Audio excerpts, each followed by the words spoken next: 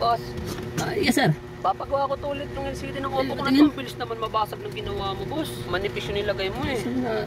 Saan ba nabagsak to sir? Nabitawan ko lang yan sa tricycle habang tumatakbo. Isang bagsak lang, basag na kaagad. Wala pa Ganun isang talaga linggo. sir, mababasag talaga to kasi ang LCD alam mo naman salamin lang yan sir, lalo sa tricycle pa pala bumagsak talagang mababasag talaga sir. Ay, ibahin mo na yung ikabit mo, boss. Hindi mo kagaya niyan. Isang bagsak lang, wala pang isang linggo, basag na kaagad. Yun ba? Sige, kabit natin yung gusto mo sir. Sige, ako bala. Sige, hintay mo lang dyan sir.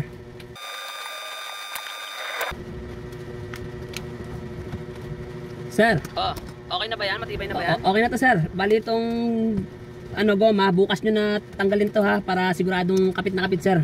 Siguraduhin mong hindi na basta-basta mababasag sir, yan ha? matibay na talaga to. Gusto nyo kahit paulit-ulit nyo tong ibagsak, sigurado hindi na to basta-basta mababasag. Sigurado ka ha? Oo. Ayan, tingnan mo.